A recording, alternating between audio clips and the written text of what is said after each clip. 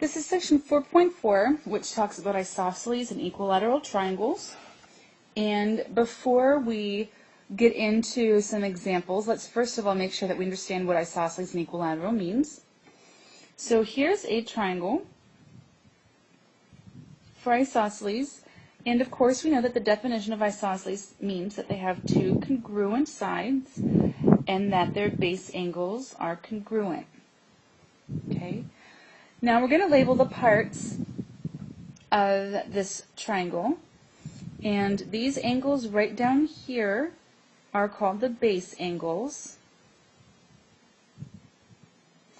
and the sides here, the ones that are congruent, this side and this side, are called the legs because it's holding the whole triangle up. And then the very top angle here is called the vertex angle. And all these parts of this triangle are important, especially when we start to use our reasoning skills and proofs, because we really want to know what we're talking about. So if I were talking about this part of the triangle down here, I would not call it a leg, because that's not what a leg is of an isosceles triangle. It only refers to the parts of the triangle that are congruent. And in equilateral triangles, I know equilateral triangles are all isosceles because I have these two congruent pieces as well as this third one. And in an equilateral triangle, all equilateral triangles are also equiangular. In other words, all of the angles are the same exact measure.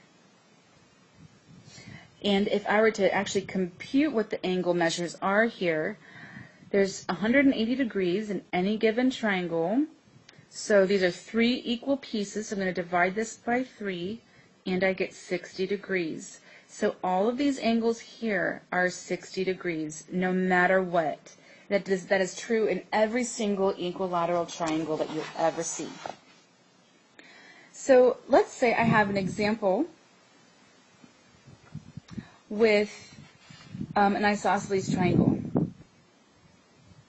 So look at this example.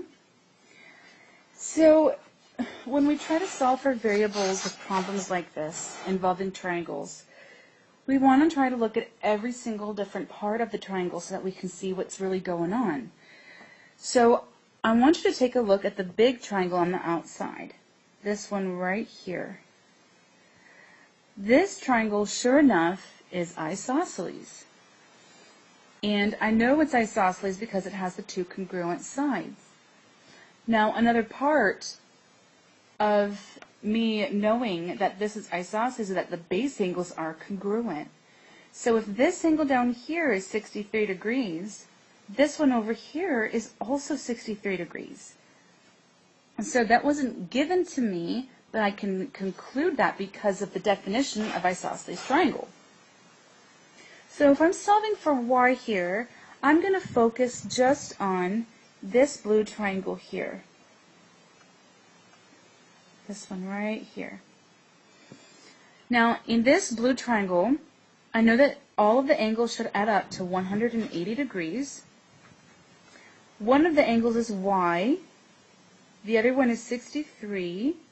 What is the measure of this bottom angle? And what I know is that this angle is perpendicular to the base. So that's going to be a right angle, which is 90 degrees. So when we add these together, we get 180 equals y plus 123. And to solve for this even more, oh, nope, I'm sorry, it's not 123. It's 153. To solve this, I'm subtracting from both sides.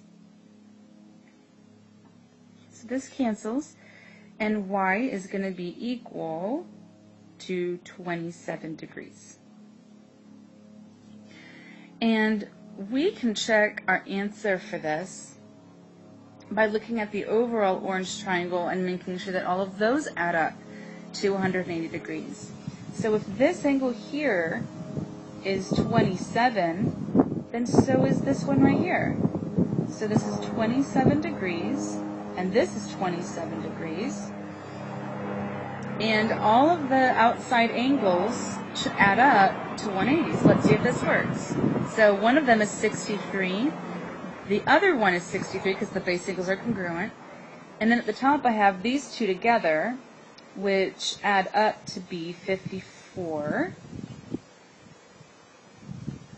So let's go ahead and add these to see if that also gives us 180. So that gives me 0, 12, 17, and it sure enough does. So that's one way you can check your answer. Let's take a look at another example with isosceles and equilateral triangles. Okay, so in this problem, this is our picture, and it kind of looks like a kite if you were to turn it. But more importantly, we have two isosceles triangles that are hooked together. I have this blue isosceles triangle here, and I know that's isosceles because cover up the other triangle with your hand if you can on the screen, and you'll see that the two legs are indeed congruent. And then I have the other triangle, which is this purple one, which also has its legs congruent.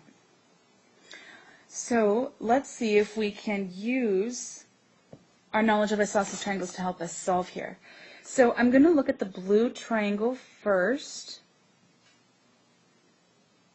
So I know that the three angles altogether should add up to 180 for sure because of the triangle angle sum theorem.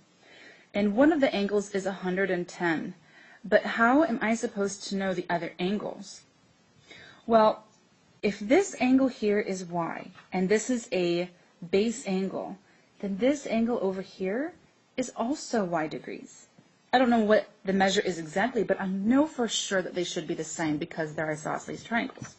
So I'm going to go ahead and add them together over here, and let's see if we can solve this equation for y.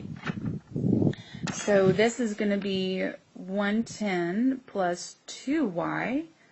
I'm going to subtract 110 from both sides. This gives me 70 equals 2y. And then I divide both sides by 2, and y equals 35 degrees. So that's one of my answers. And of course I can check this by plugging 35 back in. So let's do that. So I have the 110 plus 35 plus 35, which, let's see if I do this. Yep, it sure enough gives me 180. So we're good with that one. Let's look at the other one, the purple. And do that over here. And if you'd like to color code your triangles as well, you are more than welcome to. Just don't show your work in colored pencil or marker. But you can definitely do that in your pictures. Alright, so once again, let's take a look at our base angles. This x degrees here is not a base angle. The 60 degrees is one of them because it's directly opposite one of the congruent sides. So the other angle is going to be this guy over here. And that's also 60 degrees. So I'm going to start setting up my equation. So 180 equals one of the 60 degrees plus the other 60 degrees and then plus x. So we can go ahead and simplify. This is 120 plus x. And now I'm going to subtract 120 from both sides to give me 60, which is x. So when I add all of these up together, 60 plus 60 plus 60, that does give me 180. And in fact, since all of these are the same, that means that this triangle is not only isosceles, but also equilateral. So we've got a few things that we can look at. So you want to try to dissect your triangles or your pictures into as many different triangles as you can, and work with one of them at a time. And that concludes this tutorial.